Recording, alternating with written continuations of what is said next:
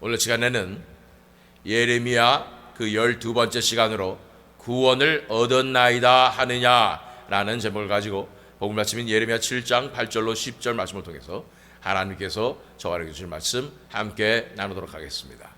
우리가 토요일에는 예레미야를 묵상하고 있습니다. 예레미야는 남유다 백성들이 멸망하기까지 40년, 마지막 40년을 동안 사역을 하였던 선지자이고, 그것을 하나님의 말씀을 받아 적은 것이 바로 예레미야서인 것입니다. 이 마지막 시대를 살아가는 우리 하나님의 나라, 하나님의 교회로서 우리는 어떤 사명을 감당해야 하는 것인가, 이 땅을 향한 하나님의 메시지는 무엇인가, 이 세대를 향한 하나님의 메시지는 무엇인가에 대해서 우리는 이 예레미야서를 통해서 함께 살펴보고 있는 중입니다. 지난 시간에 우리가 살펴본 것은 예레미야 6장 16절 말씀이었습니다. 여호와께서 이와 같이 말씀하시되 너희는 길에 서서 보며 옛적 길 곧 선한 길이 어디인지 알아보고 그리로 가라. 너희 심령이 평강을 얻으리라 하나 그들의 대답이 우리는 그리로 가지 않겠노라 하였으며, 새로운 길은 없습니다. 사실은 옛적 길이 선한 길입니다. 그렇습니다. 저희 새믿음 장로교회 주일 예배의 설교 시리즈는 새 믿음 시리즈인 것입니다. 새 믿음은 새로운 믿음이라기보다는 옛적 믿음으로 돌아가는 것입니다. 다시 renewed faith인 것입니다. 다시 새롭게 되는 믿음이라는 것입니다. 옛적 길, 선한 길로 돌아가야 합니다. 이미 하나님께서는 그 길을 보여주셨고, 그 길은 바로 피 묻은 십자가의 길인 것입니다. 그 길로 돌아갈 때 우리가 평안을 얻게 되지만 이스라엘 백성들은 그곳으로 돌아가길 원치 않는 것입니다. 하나님 말을 섬기며 하나님께 모든 것을 내어드리는 하나님의 백성으로 살아가는 그 삶을 거부하였던 것입니다. 이 세대도 마찬가지입니다. 옛적 길, 선한 길을 하나님께서 선포하실 때, 진리의 말씀을 선포하실 때 많은 이들이 이것을 거부하고 그 길로 가지 않겠다고 이제는 반항하게 될 것입니다. 자, 우리는 이제 7장으로 가서 7장 말씀을 읽겠습니다. 7장의 전반부를 오늘 읽게 됩니다. 예레미야 7장 2절과 3절 말씀. 너는 여호와의 진문에 서서 이 말을 선포하여 이르기를 여호와께 예배하러 이 문으로 들어가는 유다 사람들아, 여호와의 말씀을 들으라. 만군의 여호와의 이스라엘 하나님께서 이와 같이 말씀하시되 너희 길과 행위를 바르게 하라. 그리하면 내가 너희로 이곳에 살게 하리라. 엄청난 심판의 메시지가 주어지고 위에 북방에서 바벨론이 와서 침공할 것이다, 이런 메시지가 주어졌는데도 불구하고, 심판이 일어날 것이라고 말씀하시는데도 불구하고 다시 한번 이렇게 선포하시는 것입니다. 여호와 진문에 서서 이 말을 선포하여 이르기를 여호와께 예배드리려 이 문으로 들어가는 유다 사람들아, 여호와의 말씀을 들으라. 예배자들아, 여호와의 말씀을 들으라 말씀하시는 것입니다. 너희 길과 행위를 바르게 하라. 그리하면 내가 너희로 이곳에 살게 하리라. 나에게 나오는 예배자들아, 이제 나한테 예배할 뿐 아니라 너희 길과 행위를 바르게 하고 올바른 예배를 드려라 말씀하시는 거예요. 그리하면 내가 너희로 이곳에 살게 하리라. 이 심판이 다 예정되어 있을지라도 이것을 철회하고 너희가 이곳에 살게 하겠다고 약속하시는 것입니다. 하나님의 엄청난 선포이며 기회인 것입니다. 사랑과 인자하심입니다. 4절로 7절 말씀. 너희는 이것이 여호와의 성전이라, 여호와의 성전이라, 여호와의 성전이라 하는 거짓말을 믿지 말라. 너희가 만일 길과 행위를 참으로 바르게 하여 이웃들 사이에 정의를 행하며 이방인과 고아와 과부를 압제하지 아니하며 무죄한 자의 피를 이곳에서 흘리지 아니하며 다른 신들 뒤를 따라 화를 자초하지 아니하면 내가 너희를 이곳에 살게 하리니 곧 너희 조상에게 영원 묵은토록 준 땅이니라. 여기가 하나님의 성전이기 때문에 뭐 하나님께서 어떻게 하시겠어, 이렇게 귀히 여기시는 성전을 하나님께서 어떻게 하시겠어, 그러니 이곳에만 있으면 우리는 안전해 라는 여호와의 성전이라, 여호와의 성전이라, 여호와의 성전이라 하는 그런 거짓말을 믿지 말라는 것입니다. 하나님께서는 언제든지 다 부숴버릴 수 있는 것입니다. 그러나 어떻게 올바른 길과 행위로 나가야 합니까? 진정 하나님께서 원하시는 올바른 길과 행위는 것입니다. 너희가 만일 길과 행위를 참으로 바르게 하여 뭐라고 말씀하십니까? 이웃들 사이에 정의를 행하며 이방인과 고아와 과부를 압제하지 아니하며 무죄한 자의 피를 이곳에서 흘리지 아니하며 다른 신들을 뒤를 따라 화를 자초하지 아니하면 내가 너희를 이곳에 살게 하리니, 하나님께서 원하시는 것은 진정한 하나님 나라의 정의가 이루어지는 것입니다. 이들 사이에 정의가 행해지는 것입니다. 정의가 없는 나라 하나님께서 정말로 싫어하시는 것입니다. 우리 조국 대한민국에 정의가 이루어지고 있지 않습니다. 하나님께서 정말로 싫어하시는 상황이 되는 것입니다. 당연히 심판이 임하는 것입니다. 이걸 우리가 알아야 되는 것입니다. 우리가 어떻게 살아왔던가, 우리가 어떤 현실에 와 있던가를 바라볼 줄 알아야 되는 줄로 믿습니다. 이방인과 고아와 과부를 압제하지 않으면, 우리가 출애굽기를 살펴보고 있지만 우리 출애굽기의 시내산에서 주신 계명 중에 이방인과 고아와 과부를 압제하지 말라고 말씀하신 것을 우리가 버리게 된 것입니다. 이것이 바로 하나님 나라의 사랑과 정의의 역사임을 바라보게 됩니다. 사랑과 정의는 동떨어지지 않습니다. 사랑과 정의는 하나로 뭉쳐 있는 것입니다. 하나님 나라에서의 사랑과 정의는 하나입니다. 이방인과 고아와 과부를 압제하는 것이 사랑이며 정의인 것입니다. 무지한 자의 피를 이곳에 흘리지 아니하며 다른 신들 뒤를 따라 화를 자초하지 아니하면 뿐 아니라 우상 숭배하지 말라고 말씀하는 것입니다. 우상은 우리 마음 가운데 하나님보다 더 사랑하고 더 신경 쓰고 더 의지하는 것, 그것이 바로 우상인 것입니다. 이것은 우리 자신이 되고 또한 우리의 물질이 되고 우리 가족이 됩니다. 이런 모든 것들을 이제는 다 내려놓으라고 말씀하시는 것입니다. 하나님만 사랑하고 마음과 뜻과 목숨을 다하여 힘을 다하여 주 하나님 여호와를 사랑하여야 하는 것입니다.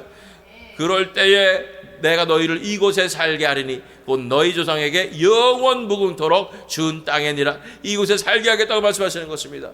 영원 무궁토록 준 땅입니다. 가나안 땅이고 약속의 땅인 것입니다. 그것을 우리에게는 그것이 바로 하나님의 나라인 것입니다. 하나님 나라에 영원 무궁토록 살게 그런 놀라운 은혜와 축복을 베풀어 주시겠다고 말씀해 주시는 것입니다. 자, 이제 복음 말씀 들어갑니다. 예레미야 7장 8절 10절 말씀. 보라, 너희가 무익한 거짓말을 의존하는도다. 그런데 이스라엘 백성들이 거짓말을 의존한다고 말씀하는 것입니다. 어떤 거짓말일까요? 9절. 너희가 도둑질하며 살인하며 간음하며 거짓 맹세하며 바알에게 분향하며 너희가 알지 못하는 다른 신들을 따르면서 10절. 내 이름으로 일컬음을 받는 이 집에 들어와서 내 앞에 서서 말하기를 우리가 구원을 얻었나이다 하느냐. 이는 이 모든 가증한 일을 행하려 함이로다. 이 거짓말은 어떤 거짓말이냐면 그들의 행위 가운데 도둑질하고 살인하고 간음하며 거짓 맹세하며 바알에게 분향하며 우상숭배죠. 이런 상황 가운데 있으면서 하나님의 전에 들어와서 나 구원받았다 라고 말하는 게 무익한 거짓말을 의존하는 것입니다. 오히려 그곳에서 구원받았다 하면서 마음의 평안을 얻고 마음의 안심을 하고 또 이런 나쁜 짓 하려고 돌아간다, 그 말씀하시는 것입니다. 11절 말씀. 내 이름으로 일컬음을 받는 이 집이 너희 눈에는 도둑의 소굴로 보이느냐? 보라, 나 곧 내가 그것을 보았노라. 여호와의 말씀이니라. 여호와의 집에 들어와서 나는 내 양심의 가치기 이제 조금 더 예물을 드리고 제사를 드렸으니까 나아진 것 같아요. 그러면서 더 나아가서 더 큰 잘못 저질러야지 하고 나가는 것 같은, 한마디로 하나님의 이름으로 일컬음을 받는 이 집이 도둑의 소굴로 보이느냐 말씀하시는 것입니다. 예수님께서 이 말씀을 인용하셨죠. 이 성전을 정화하실 때 하나님의 집은 왜 도둑의 집으로 만드냐고 말씀하시는 것입니다. 하나님의 여호와의 집은 기도하는 집이라고 말씀하시는 것입니다. 그런데 이 거룩한 하나님의 성전, 우리가 출애굽기에서 살펴보았지만 얼마나 하나님의 거룩함이 담겨 있어야 되는 것입니까? 그것을 얼마나 하나님의 거룩함을 배려해 드려야 되는 것입니까? 그런데 그곳에 우리가 마음대로 우리가 하나님의 성전을 이용해 먹는 거죠, 한마디로. 거기서 내가 가서 기도 한번 하고 나면은 마음이 좀 나아지니까, 그러면서 전혀 우리 삶은 하나님 앞에 올바르지 않으면서 죄악을 저지르면서 오히려 더 죄악을 저지르기 위해서 성전에 가서 예배드리고 이런 모습을 보게 된다는 것입니다. 이것이 우리 현대 크리스천들에게 적용이 안 된다고 누가 말할 수가 있겠습니까? 정말로 세상에서 죄 잔뜩 짓고 살다가 주일날 예배드리면은 좀 마음이 평안을 얻고 좀 용서받은 것 같고 회개도 좀 하고 그러면 좀 나아져서 또 실컷 돌아가서 또 죄악 짓고, 이런 모습과 뭐가 다를 것인가라는 것입니다. 자, 12절 말씀. 너희는 내가 처음으로 내 이름을 둔 처소 실로에 가서 내 백성 이스라엘의 악에 대하여 내가 어떻게 행하였는지를 보라, 그 말씀하신 것입니다. 처음에 하나님의 이름을 둔 처소가 실로에 있었다는 것입니다. 실로에 있었던 일을 바라보면서 내가 내 이름을 둔 처소가 있었던 실로를 어떻게 해갔는지를 봐라, 그 말씀하시는 것입니다. 왜냐하면 그 전까지는 하나님께서 예를 들으시기 쉽지 않죠. 우리는 쉽게 예를 들을 수 있습니다. 하나님께서 얼마나 엄정하신 분이시냐면 예루살렘 성전을 이제 내어지는, 파괴되는 그런 것을 우리는 이미 역사를 통해서 봤기 때문에 우리는 그것이 우리의 이해가 되지만, 지금 이 상황에서 이스라엘 백성들은 아직 파괴가 안 됐기 때문에 다른 역사적인 예를 들은 것이 바로 실로라는 거예요. 실로에서 어떤 일이 있었을까요? 사사기 18장 31절 말씀 읽겠습니다. 하나님의 집이 실로에 있을 동안에 미가가 만든 바 새긴 신상이 단 자손에게 있었더라. 사사기 동안에 하나님의 집이 실로에 있었다는 것을 증명하는 것입니다. 그래서 하나님께서 그곳에 그 하나님의 집이 어떤 집일까, 그것이 성전일까라고 보기에는 성전 건축을 했다는 말은 없었고, 그렇지만 성막보다는 그래도 조금 더 나은, 조금 더 펄머넌트한 그런 곳이 아니었을까라고 생각하는 것입니다. 왜냐하면 이것에 대한 기록이 나왔지 않기 때문입니다. 그렇지만 하나님의 집이 실로에 있었다. 거기에 언약궤가 모셔져 있었던 것입니다. 거기서 하나님께서 임재를 부어주셨던 것입니다. 그런데 어떤 일이 벌어졌습니까? 사무엘상 4장 3절로 4절 말씀 읽겠습니다. 백성이 진영으로 돌아오매 이스라엘 장로들이 이르되 여호와께서 어찌하여 우리에게 오늘 블레셋 사람들을 앞에 패하게 하셨는고, 여호와의 언약궤를 실로에서 우리에게로 가져다가 우리 중에 있게 하여 그것으로 우리를 우리 원수들의 손에서 구원하게 하자 하니, 이에 백성이 실로에 사람을 보내어 그룹 사이에 계신 만군의 여호와의 언약궤를 거기서 가져왔고, 엘리의 두 아들 홈니와 비누아스는 하나님의 언약궤와 함께 거기에 있었더라. 이 블레셋의 쳐들어왔을 때 다 죽게 생겼을 때에 그들이 생각하는 것은, 실로에 언약궤가 있지, 하나님의 집에 가서 언약궤를 빼오자. 이거 무슨 부적 같은 거예요. 하나님의 임재가 당연히 있을 거라 생각하는 거예요. 하나님께서 이 그룹 사이에 계셨다는 이 그룹이 이 속죄소 위에 있잖아요. 그 그룹, 천사 같은 그룹이 그 사이에 계신 만군의 여호와의 언약궤를 그럼 우리가 가져와서 전장터에 가져가면 되겠네. 하나님의 거룩함을 아주 우습게 여기는 것이죠. 그것을 정결하고 거룩하게 하셔서 그곳에서 계시는 하나님을 아주 우습게 여기고 하나님을 이용해 먹겠다는 거예요. 이렇게 말도 안 되는 행위를 저지른 이 이스라엘 백성들, 언약궤만 가지고 가면 승리할 수 있을 줄 알았죠. 언약궤만 가져가면 하나님의 임재가 거기 있을 줄 알았죠. 하나님이 왜 거기 계십니까? 그 불순한 그 의도 가운데, 또 더군다나 하나님의 거룩함을 배려해주지 못하는 그 상황 가운데 왜 하나님께서 거기 계시겠습니까? 언약궤일지라도 하나님께서 거기 계시지 않는 것입니다. 그래서 실로에서 언약궤를 빼내어 가지고 블레셋 군사들하고 가서 싸우게 했는데, 블레셋은 처음에 완전히 쫄았죠. 언약궤다. 이 언약궤는 바로 신의 산부터 시작된 바로 그 언약궤 아닌가, 이러면서 이스라엘 백성들을 홍해를 가르게 하시고 가나안 땅을 다 정복해 가신 그 언약궤가 아닌가, 이러면서 처음에는 무서웠는데, 그러면 우리 어차피 죽게 생겼으니까 죽기 살기로 싸우자, 이렇게 싸웠는데 하나님께서 이스라엘 백성들을 패하게 하시고 언약궤가 블레셋 사람들의 손에 들어가게 하시는 것입니다. 사무엘상 4장 21절로 22절 말씀, 이르기를 영광이 이스라엘에서 떠났다 하고 아이 이름을 이가봇이라 하였으니 하나님의 교회가 빼앗겼고 그의 시아버지와 남편이 죽었기 때문이며, 또 이르기를 하나님의 교회를 빼앗겼으므로 영광이 이스라엘에서 떠났다 하였더라. 이제 엘리의 제사장의 며느리였던 이 여인이 아이를 또 그 와중에 다 죽었죠. 시아버지 죽고 남편도 죽고 이스라엘도 이 언약궤까지 빼앗기고, 이런 모든 일이 하루에 다 생겼을 때 이 아이를 낳아버렸는데 이 아이 이름을 이가봇이라 했다는 것입니다. 이가봇은 하나님의 궤가 이것은 하나님의 영광이 떠났다라는 뜻입니다. 영광이 이스라엘에게서 떠났다 하였더라. 하나님의 궤라고 해서, 하나님의 성전이라고 해서, 하나님의 집이라고 해서 하나님이 거기에 당연히 계실 거라 생각하지 말라고 말씀하는 것입니다. 죄악 가운데 거할 때 그곳에 하나님께서 계시지 않고 오히려 이가봇, 하나님의 영광이 떠난다라고 말씀하시는 것입니다. 자, 이것이 실로의 예인 것입니다. 그래서 예레미야 7장으로 돌아가서 13절로 15절 말씀 읽겠습니다. 여호와의 말씀이니라, 이제 너희가 이 모든 일을 행하였으며 내가 너희에게 말하되 새벽부터 부지런히 말하여도 듣지 아니하였고 너희를 불러도 대답하지 아니하였느니라.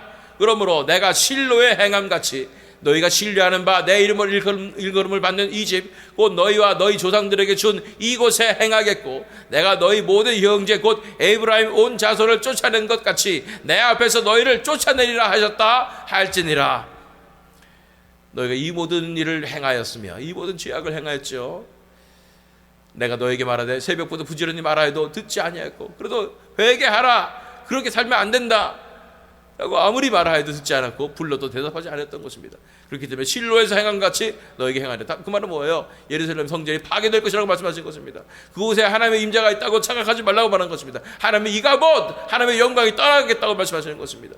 그런 역사가 일어날 것이라고 말씀하시는 것입니다. 본문 말씀 돌아갑니다. 이 뒤에 말씀은 우리 다음 시간에 살펴보겠습니다. 본문 말씀 돌아갑니다. 예레미야 7장 8절 10절 말씀. 보라 너희가 무익한 거짓말을 의존하는도다. 너희가 도둑질하며 살인하며 간음하며 거짓 맹세하며 바알에게 분향하며 너희가 알지 못하는 다른 신들을 따르면서 내 이름으로 일컬음을 받는 이 집에 들어와서 내 앞에 서서 말하기를 우리가 구원을 얻었나이다 하느냐. 이는 이 모든 가증한 일을 행하려 함이로다. 이 상황을 보면은 마치 저는 영화 대부가 생각납니다. 대부란 영화는 사실은 아주 잔인한 영화죠. 폭력 마피아들 아닙니까? 그들이 그냥 아무렇지 않게 사람을 그냥 총으로 쏴서 죽여요. 그리고 성당에 가가지고 고해성사하는 거예요. 사람 죽였어요. 그 끝인 거예요. 그 마음의 평안은 없고 신부님이 뭐 이렇게 뭐 읽고 뭐 이렇게 하라 그러고 알았어 하고 돌아오는 거예요.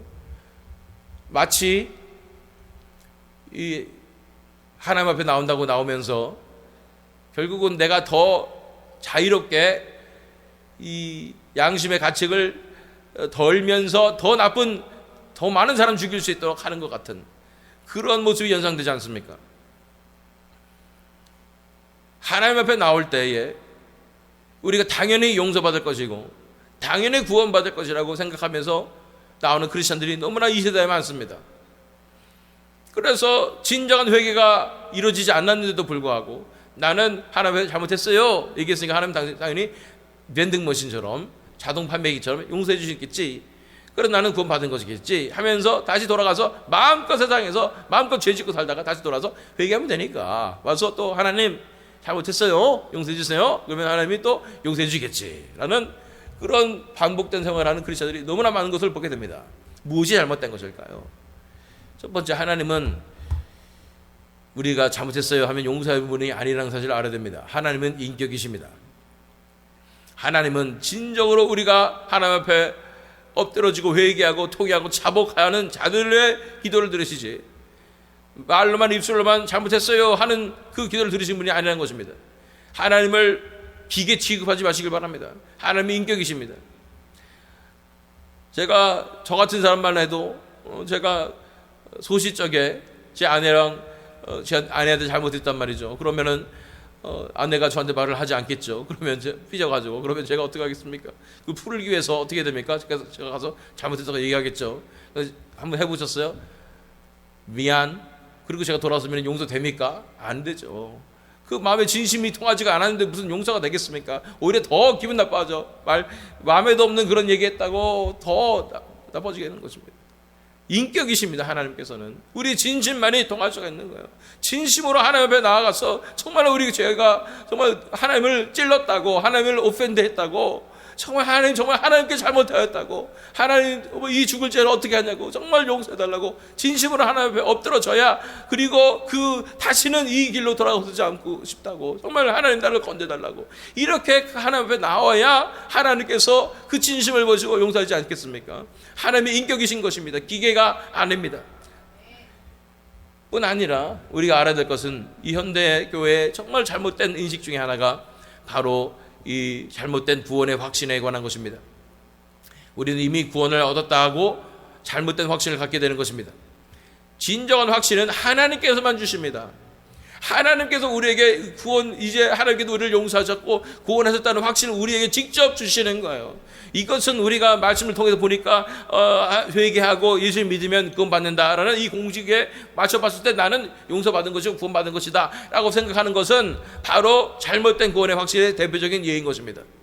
이것은 하나님과의 관계에 관한 것입니다. 이것은 인격이신 하나님과의 관계에 관한 것이에요. 우리가 하나님께서 정말로 용서해 주시겠다, 이제 정말로 구원해 주셨다 할 때는 하나님께서 직접 우리에게 주시는 진정한 하늘로부터 오는 확신이 있는 것입니다. 그것을 받지 않고서 내가 말씀에 비춰봤을 때, 공식에 비춰봤을 때 나는 구원 받은 것 같아, 나는 이런 구원의 확신이 있어, 그래 지금 나는 지금 죽어도 천국에 갈 수 있어, 이렇게 하는 것은 잘못된 구원의 확신이라고 말씀하시는 것입니다. 이것은 또한 반쪽짜리 복음에 의한 구원의 확신인 것입니다. 예수님만 믿으면 구원받는다. 진정으로 예수를 믿는 것은 전 인격적으로 예수를 믿는 것입니다.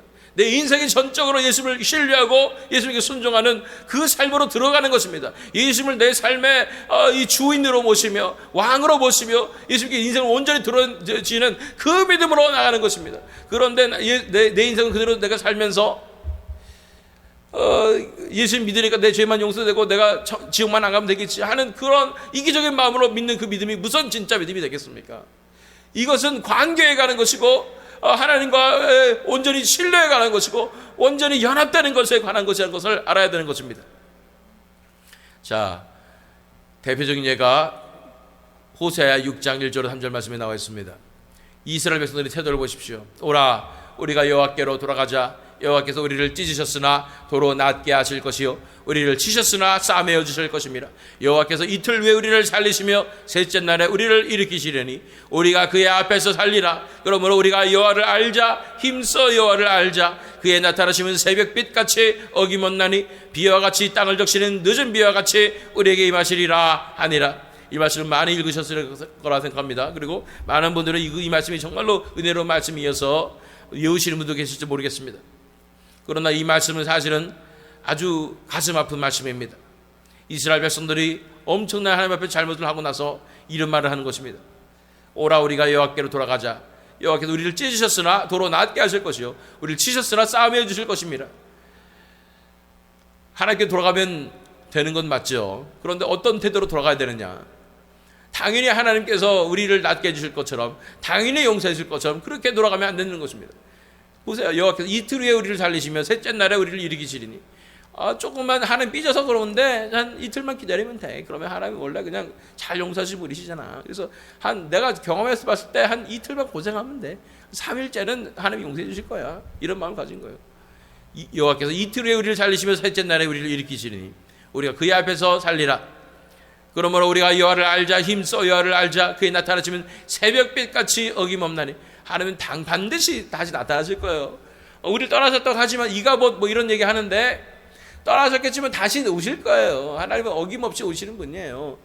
새벽빛까지 어김없이 오시는 분이에요. 비와 같이 땅을 적시는 늦은 비와 같이 우리에게 임하시리라. 당연히 오실 것이니까 그냥 걱정하지 말고 좀 하나님 앞에 좀 이게 태도를 잘하고 죄를 좀 뒤집어 쓰고 이러면서 조용히 기다려봐요. 하나님이 반드시 돌아오실 거예요. 이런 태도라는 거예요. 이런 태도를 하나님께서 가지고 나올 때 용서하시겠습니까? 하나님의 인격이십니다.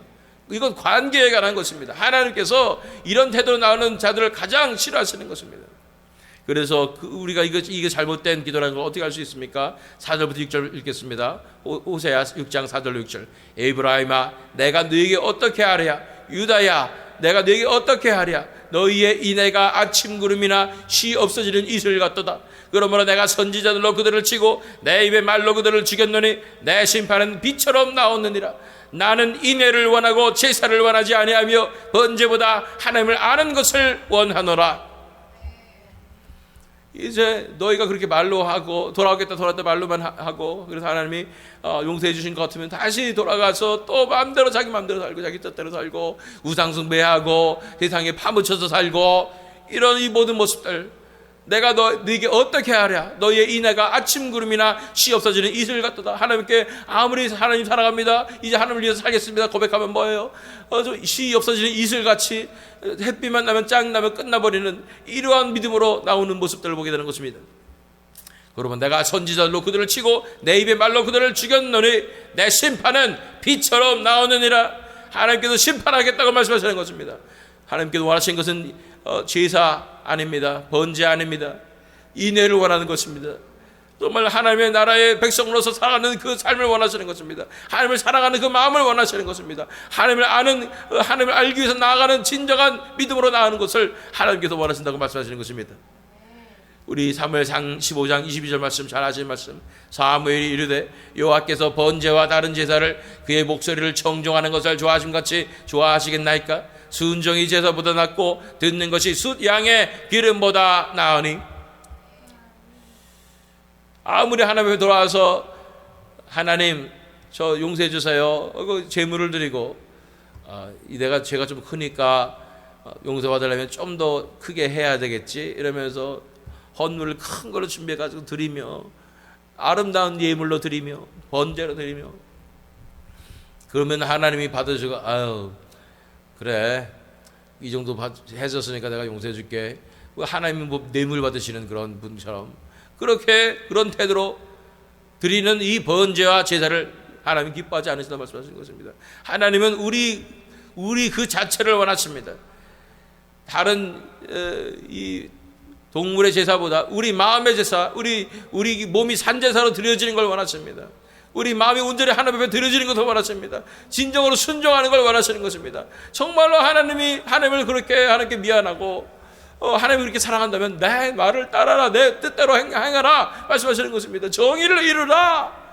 사랑과 정의의 이 하나님 나라의 이 문화의 그 컬처를 너희 삶 가운데 이루라 말씀하시는 것입니다. 내 뜻대로 살아라 말씀하시는 거예요. 그러지 못하는 이 백성들, 그래서 본 말씀 돌아가면 10절 말씀에 내 이름으로 일컫는 받는 이 집에 들어와서 내 앞에 서서 말하기를 우리가 구원을 얻었다이다 하느냐, 이는 이 모든 가증한 일을 행하려 함이로다. 얼마나 큰 죄입니까? 하나님의 이름으로 일컬음을 받는 그 집에 들어가서 우리가 구원을 받았다고 이렇게 선포하며 스스로 위안하며 스스로 정신 승리하며 더욱더 큰 죄악을 저지르고 있는 이 이스라엘 백성들의 모습. 그러나 이것은 바로 현대 많은 크리스천들과 교회들의 모습인 것을 보게 됩니다. 하나님께서 얼마나 진노하시겠습니까? 하나님께서 가만히 두시겠습니까? 하나님의 진심으로 나와서 이제는 무릎 꿇고 통회하며 회개해야 될 때인 줄 믿습니다. 회개는 우리가 살고 있는 삶의 태도를 그대로 놔두고 잘못한 겉으로 나타나는 행동만 용서받는 게 회개가 아닙니다. 내 삶이 온전히 무너지는 것이 회개인 것입니다. 내 삶의 스타일이 완전히 무너지는 것입니다. 세상 나라 스타일로 살았던 내가 완전히 무너져서 하나님 나라의 스타일에 하나님의 자녀로서의 삶으로 돌아오겠다고 결단을 내리는 것이 진정한 회개인 것입니다. 진정한 회개가 있을 때는 진정한 변화가 있습니다. 삶의 변화가 나타나기 시작하는 것입니다. 정말로 하나님을 따라가며 하나님께 순종하는 삶을 살기 시작하는 것입니다. 십자가의 복음의 삶을 살기 시작하는 것입니다. 이것이 진정한 회개인 것입니다. 그러므로 우리가 구원을 얻었나이다 하느냐 라며 하나님께서 우리를 책망하실 때에 이 말씀을 우리가 듣기를 원합니다. 우리가 정말 구원을 얻었다고 성전은 무너질 것이 안 무너지겠다고 이렇게 착각하면서 거짓된 구원의 확신으로 나갈 것이 아니라 이제는 하나님 앞에 나오길 원합니다.